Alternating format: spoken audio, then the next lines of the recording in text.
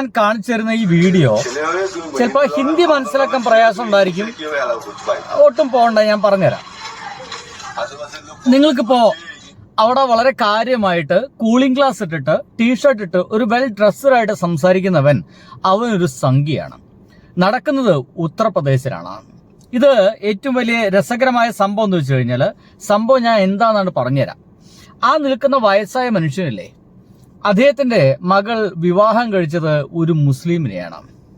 മനസ്സിലായില്ലേ? ഒരു മുസ്ലിമിനെയാണ്. വേണിച്ച് ലവ് ജിഹാദ് എന്നൊക്കെ വെച്ചോളൂ. ഒരു മുസ്ലിമിനെയാണ് കല്യാണം കഴിച്ചത്. 10 വർഷങ്ങൾക്ക് മുൻപ്. അവർക്കിപ്പോൾ 8 വയസ്സായിട്ട് ഒരു കുട്ടി എങ്ങാണ്ടൊക്കെ ഉണ്ട്. ആയിക്കോട്ടെ. ഇപ്പം ഈ അടുത്ത് അവരെ വീട്ടിലേക്ക് ആഘോഷത്തിന്റെ ഭാഗമായിട്ട് ഇവരെ വീട്ടിലേക്ക് ആ മകളും ഭർത്താവും കൂടി വന്നു. ഇവർക്കൊരു പ്രശ്നമില്ല. ആ വീട്ടുകാർക്കും പ്രശ്നമില്ല, ഈ വീട്ടുകാർക്കും പ്രശ്നമില്ല. അവർ വളരെ ഹാപ്പി ആയിട്ട് ജീവിക്കുന്നു. പക്ഷെ സംഗതി എന്താ, ആ ഒരു മകളും ഭർത്താവും കൂടിയിട്ട് ഇവളെ വീട്ടിലേക്ക് വന്നു. ഇവളെ വീട്ടിലേക്ക് ആ വയസ്സായ ചങ്ങാതി ഇരിക്കുന്നില്ലേ, അദ്ദേഹത്തിന്റെ വീട്ടിലേക്ക് വന്നു. അപ്പൊ തന്നെ അവിടെ ഇരിക്കുന്ന കുറെ തീവ്ര ഹിന്ദുത്വ സംഘപരിവാര സംഘങ്ങൾ കൂടി വന്നിട്ട് പറഞ്ഞു, മകളെ ഇനി ഇങ്ങോട്ട് കയറ്റരുത്, മകളെയും മകനെയും എന്ന് വെച്ചാൽ മരുമകനെയും ഇനി ഇങ്ങോട്ട് കയറ്റരുത്. അപ്പൊ അവർ ചോദിച്ചു, എന്റെ മകളാണ്, ഞങ്ങൾക്ക് പ്രശ്നമൊന്നുമില്ല, അതിനെന്താ? പറഞ്ഞു, പറ്റില്ല, നിങ്ങളെ മകൾ വിവാഹം കഴിച്ചത് ഒരു മുസ്ലിമിനെയാണ്. ഒരു മുസ്ലിമുമായിട്ട് നിങ്ങൾ ഇവിടേക്ക് വന്നു കഴിഞ്ഞാൽ അവർ ബീഫൊക്കെ കഴിക്കുന്ന ആൾക്കാരാണ്. അതുകൊണ്ട് അത്തരം ആളുകൾ ഇവിടെ വന്നു കഴിഞ്ഞാൽ ഇവിടെ ഹിന്ദുക്കൾ മാത്രം താമസിക്കുന്ന സ്ഥലമാണ്, ഇവിടുത്തെ പവിത്രത നഷ്ടപ്പെടും. അതുകൊണ്ട് അവരെ ഇങ്ങോട്ട് പറഞ്ഞയക്കരുത്, അവരെ ഇനി വീട്ടിൽ കയറ്റരുതാണ് പറയുന്നത്. എന്ന് വെച്ച് കഴിഞ്ഞാല് സ്വന്തം മകളെ 10 വർഷം മുമ്പ് വിവാഹം കഴിച്ചു പോയ മകളെ വീട്ടിലേക്ക് കയറ്റരുതെന്ന് ഇപ്പോ ഇവന്മാര് വന്ന് പറയുന്നു. ഒന്ന് പോയിനടാ നാറുകളെ എന്ന് പറയാൻ ആ പാവം വൃദ്ധനും മറ്റൊന്നും കഴിയുന്നില്ല. നമ്മുടെ നാട്ടിൽ എപ്പോഴും ഇവന്മാരൊക്കെ അടിച്ചൊടിച്ചിട്ടുണ്ടാവും. നമ്മുടെ വീട്ടിന്റെ ആ ഉമ്മറത്തുനിന്ന് അടിച്ചൊടിച്ചിട്ടുണ്ടായിരിക്കും. ഇമാര് നാറുകളൊന്നും എന്റെ വീട്ടിലത്തെ കാര്യം നിങ്ങൾ തീരുമാനിക്കണ്ട, നിങ്ങൾ നിങ്ങളുടെ വീട്ടിന്റെ കാര്യം മാത്രം നോക്കിയാൽ മതി എന്ന് പറഞ്ഞിട്ടുണ്ടായിരിക്കും. പക്ഷെ അങ്ങനെ പറയാൻ പറ്റുന്ന ആർജവമുള്ള ആളുകളൊന്നും അവിടെ ഇല്ല എന്നുള്ളതാണ്. ഒന്ന് ആലോചിച്ച് നോക്കിയേ, എന്ത് കാര്യമുണ്ട് ഇവന്മാർക്ക്?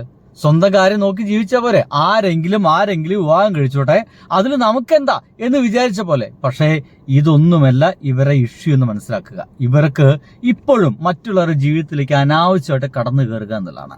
ഇനി ഞാനൊരു ഫോട്ടോ നിങ്ങൾക്ക് കാണിച്ചു തരാം. ആ ഫോട്ടോ എങ്ങനെയാണ്? ആളെ നിങ്ങൾക്ക് നന്നായിട്ട് അറിയുന്നുണ്ടായിരിക്കും അല്ലേ? നന്നായിട്ട് കണ്ടോളൂ. ഇനി അത് അവിടെ എഴുതിയത് പറഞ്ഞുതരാം. Uttar Pradesh become number 1 India. Uttar Pradesh become number 1 in India. Uttar Pradesh ഇന്ത്യയിലെ 1ാം സ്ഥാനം കരസ്ഥമാക്കിയിരിക്കുന്നു. എന്തിനെന്നറിയോ? ബീഫ് കയറ്റുമതിക്ക്.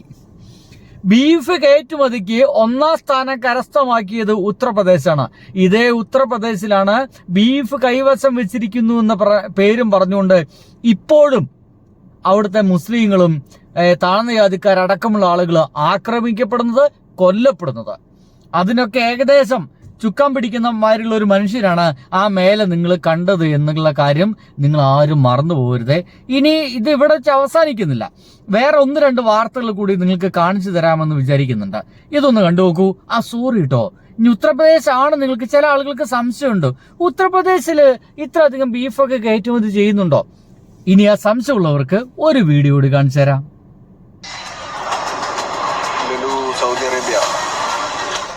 ലുലു സൗദി അറേബ്യയിലത്തെ ഒരു കാഴ്ചയാണ്. ഞാൻ മ്യൂസിക് ഒന്ന് ചെറുതായിട്ട് ഒഴിവാക്കുന്നുണ്ട്. നിങ്ങൾക്കിനെ സൂക്ഷിച്ചു നോക്കണം. ഉത്തർപ്രദേശ് എന്ന് വായിക്കാൻ നിങ്ങൾക്ക് കഴിയും. സൗദി അറേബ്യയില്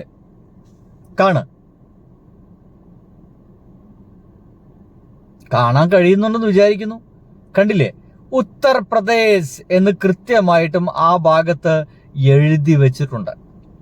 വൃത്തിയായിട്ട് എഴുതി വെച്ചിട്ടുണ്ട്. അതായത് നമ്മുടെ ദുബായിലേക്കും മറ്റും ബീഫ് കയറ്റുമതി ചെയ്യുന്നത് ആരാണ്? ഒരു സംശയവും വേണ്ട, ഉത്തർപ്രദേശിൽ നിന്നാണ്, നമ്മുടെ യുപിയിൽ നിന്നാണ്. അതും ആ കയറ്റുമതി ചെയ്യുന്ന ആ പാക്കിന്റെ മേലെ അറബിയിൽ എന്തൊക്കെ എഴുതിയിട്ടുണ്ടോ? അത് ഏറ്റവും വലിയ പ്രശ്നം. ഏറ്റവും വലിയ പ്രശ്നമല്ല, വിറ്റതാണ്. ആ ബീഫ് അങ്ങോട്ട് കയറ്റുമതി ചെയ്യുമ്പോൾ അതിൽ ഹലാലെന്നും പറയുന്നില്ല, ഹലാലെന്നും അറബിയിലൊക്കെ. ഇവർക്ക് അറബി പ്രശ്നമാണ്, ഹലാൽ എന്നുള്ള വാക്ക് പ്രശ്നമാണ്, എല്ലാം പ്രശ്നമാണ്. പക്ഷെ ഇത് കയറ്റുമതി വഴിയും കാശ് കിട്ടുന്ന പരിപാടി ആവുമ്പോൾ ഒരു കുഴപ്പമില്ല. ഇതിന്റെ പേരിൽ അവിടെയുള്ള പാവപ്പെട്ട അവിടുത്തെ മുസ്ലിങ്ങളെയും താഴ്ന്ന ജാതിക്കാരെയും തല്ലിക്കൊല്ലും. പക്ഷെ ഇവന്മാരിത് കയറ്റുമതി ചെയ്യും. ഒരു സംശയം വേണ്ട, ഇന്ത്യയിലെ ഏറ്റവും വലിയ അറവുശാലകൾ ഉള്ളത് ഒരു മടിയും കാണിക്കേണ്ട വലിയ വലിയ പശു സ്നേഹം കാണിക്കുന്ന ഈ UP-യിലാണ്.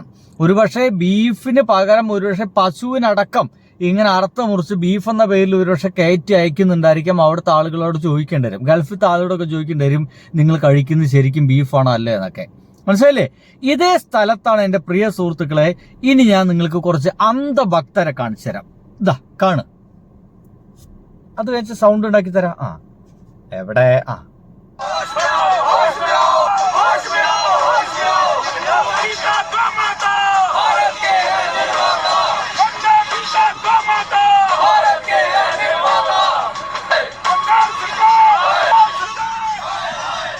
ഈ അന്തപ്പുകൾ സമരം ചെയ്യുന്ന എന്താ പറയുക, ഇത് ബജ്രംഗ് ദൾ എന്ന് പറയുന്ന ആൾക്കാരാ. ഇവര് സുവേന്ദ് അധികാരി എന്ന് പറയുന്ന അവിടുത്തെ പുതിയ ആള് ഈ പശുവിനെ വാങ്ങിക്കലും വിൽക്കലൊക്കെ ഒരു വലിയ പ്രശ്നമായപ്പോഴേ അവര് ഈ പശുമാത എന്ന് പറഞ്ഞ സങ്കല്പം ചെറുതായിട്ടൊന്ന് മാറ്റിയായിരുന്നു. 14 വയസ്സ് വരെ എന്താണ് പശു മാതാവാണ്, 14 വയസ്സ് കഴിഞ്ഞ് അറക്കാൻ കൊടുക്കാം എന്നൊരു തീരുമാനത്തിലേക്ക് സുവേന്ദ് അധികാരി എത്തി. അല്ലാതെ അവിടുത്തെ ആളുകളൊക്കെ കുടുങ്ങിപ്പോവും. അവിടുത്തെ എന്താ പറയുക, സോക്കോൾഡ് താഴ്ന്ന ജാതിക്കാരെന്ന് പറയുന്ന ആൾക്കാരും ഹിന്ദുക്കൾ എന്ന് പറയുന്ന ആൾക്കാരും മുസ്ലിം എന്ന് പറയുന്ന ആൾക്കാരൊക്കെ ഈ പശുവിനെ വിൽക്കലും വാങ്ങലും അറക്കലും ഇതൊക്കെ അവിടുത്തെ സ്വതസിദ്ധമായിട്ട് അവിടെ നടന്നുകൊണ്ടിരിക്കുന്ന ഒരു സംഗതിയാണ്. അതാണ് ഇവന്മാരെ വന്നിട്ട് അവിടുത്തെ കുളമാക്കിയത്. സ്വാഭാവികമായിട്ടും അവിടെയുള്ള ഹിന്ദുക്കളൊക്കെ കുടുങ്ങി. അവർക്ക് അവരുടെ പശുക്കൾ വിൽക്കാൻ പറ്റുന്നില്ല, കന്നുകാലികൾ വാങ്ങാൻ പറ്റുന്നില്ല. കാരണം ആരും ഇത് വാങ്ങിക്കുന്നില്ല. വാങ്ങിച്ച പിന്നെ തല്ലിക്കൊല്ലാന്നേ. വാങ്ങിച്ച് വീട്ടിലേക്ക് ട്രക്കിൽ കൊണ്ടുപോകുമ്പോഴേക്കും പകുതി ആരെങ്കിലൊക്കെ ഈ പറയുന്ന വർഗ്ഗങ്ങൾ എന്നെ കാത്തു നിൽക്കുന്നവരൊക്കെ തല്ലിയാണ് കൊല്ലും. അപ്പോൾ ഒരു തീരുമാനിച്ചു, ഇനി പശുവിന്റെ ബിസിനസ് ഉണ്ട്, ഒരു ബിസിനസ്സും വേണ്ട, ഞങ്ങൾ ഇനി ആടിനൊക്കെ എന്ത് ചെയ്തോളാം, വളർത്തി ജീവിച്ചോളാം എന്ന് തീരുമാനിച്ചു. ഈ പഹയന്മാരാരെങ്കിലും അറിയുന്നുണ്ടോ ഏറ്റവും കൂടുതൽ ബീഫ് കയറ്റുമതി ചെയ്യുന്നത് ഈ പഹയന്മാരിരുന്ന് സമരം ചെയ്യുന്ന ഇവരെ ഈ നാട്ടിൽ നിന്ന് തന്നെയാണെന്ന്? നമ്പർ 1 ആണ് ഇന്ത്യയിൽ അവരെന്നുള്ള വിവരത്തിൽ. ആ ഒരു നോളജ് എന്തെങ്കിലും ഒരു അംശമെങ്കിലും ഇവർക്കുണ്ടെങ്കിൽ ഇവർ ഇമ്മാതിരി സമരങ്ങളൊക്കെ ചെയ്യുമോ? ഇല്ല. ഇനി വേണമെങ്കിൽ ഒന്നുകൂടി കാണിച്ചു തരാം. ഇതിന്റെ ഭാഗമായിട്ട് അവിടെയുള്ള മുസ്ലിങ്ങൾ, ഞാനത് ഏറെക്കുറെ എൻ്റെ വീഡിയോയിൽ പറഞ്ഞിട്ടുണ്ട്, അവിടുത്തെ മുസ്ലിങ്ങൾ എല്ലാവരും കൂടി തീരുമാനിച്ചിരിക്കുന്നു, ഇനി പശുവിനെ നമ്മൾ വാങ്ങിക്കുന്നില്ല, വിൽക്കുന്നില്ല. അതിന് പകരമായിട്ട് നമുക്ക് ഗവൺമെന്റിനോട് ആവശ്യപ്പെടാം, പശുവിനൊന്ന് പെട്ടെന്ന് എന്താക്കി തരൂ, നാഷണൽ ആനിമലാക്കി തരൂ. ഇപ്പൊ ടൈഗർ അല്ലയോ? ടൈഗറാണ്. ടൈഗറിനെ മാറ്റിയിട്ട് പശുവിനൊന്ന് നാഷണൽ ആനിമലാക്കി തരൂ. എന്നാ പിന്നെ ഞങ്ങൾ ആ പരിപാടിക്ക് നിൽക്കായിരുന്ന പോരെ, ആ ഭാഗത്തേക്ക് ഞങ്ങൾ തിരിയുന്നില്ല, ഇങ്ങളെ പാടായി എന്ന് പറയുന്നൊരു സംഗതി കൂടി കണ്ടോ. हमारे ईदगाह में बकरीद का नमाज पढ़ने के लिए आए हैं और हम सब चाहते हैं कि देश में भारत सरकार गाय को राष्ट्रीय पशु घोषित करे. अस्सलाम वालेकुम. अभी हम लोग हैं കണ്ടില്ലേ പറയുന്ന എന്താ, ഞങ്ങൾ ഈദ്ഗാഹിൽ ഒരു തീരുമാനം എടുത്തിട്ടുണ്ട്, പശുവിനെ വളരെ പെട്ടെന്ന് തന്നെ എന്താക്കി മാറ്റി തരണം, നാഷണൽ ആനിമൽ ആക്കി മാറ്റി തരണം. അങ്ങനെയാണെങ്കിൽ ഞങ്ങളാണ് പശുവിനെ കൊല്ലുന്നത് എന്ന രീതിയിൽ ആരും ഇറങ്ങില്ലല്ലോ. അതാണ്ട് മാറ്റി തീർക്കാം, ഞങ്ങൾ പശുവിനെ വാങ്ങിക്കുന്നില്ല. മുസ്ലിങ്ങൾ തൊട്ടാലല്ലേ പ്രശ്നമുള്ളൂ, അല്ലെങ്കിൽ ഇവിടുത്തെ താഴ്ന്ന ജാതിക്കാർ തൊട്ടാലല്ലേ പ്രശ്നമുള്ളൂ. ചാമർ എന്ന് പറയുന്ന വിഭാഗം താഴ്ന്ന ജാതിയാണ്, ഹിന്ദുക്കളിലെ അങ്ങനെയാണ് കണക്കാക്കപ്പെടുന്നത്. അവരൊക്കെ തൊട്ടാലല്ലേ പ്രശ്നമുള്ളൂ. ഞങ്ങൾ തൊടുന്നില്ല, ഞങ്ങൾ വളർത്തുന്നില്ല, ഞങ്ങൾ വിൽക്കുന്നില്ല, ആ ഭാഗത്തേക്ക് ഞങ്ങൾ തിരിയുന്നില്ല. നിങ്ങളെ പാടായി, പശുവിനെ എന്താക്കി തരണം, ഒരു നാഷണൽ ആനിമൽ ആക്കി തരണം എന്ന് പറഞ്ഞുകൊണ്ട് ഇപ്പൊ അവിടുത്തെ റിവേഴ്സ് പൊളിറ്റിക്സ് ആണ് ഇപ്പോൾ അവിടെ നടന്നുകൊണ്ടിരിക്കുന്നത്. എന്താണോ ഈ സംഖ്യകള് ഇവരെ കൊല്ലാൻ വേണ്ടിയിട്ട് എടുത്തിരുന്ന ആയുധം, അത് പശു എന്നുള്ളതായിരുന്നു, പശുവിനെ കടത്തി കൊണ്ടുപോകുന്നുള്ളതാണ്. ഇതേ ആയുധം അവിടെയുള്ള മുസ്ലിങ്ങളും താഴ്ന്ന ജാതിക്കാരും അങ്ങോട്ട് പ്രയോഗിക്കുകയാണ്.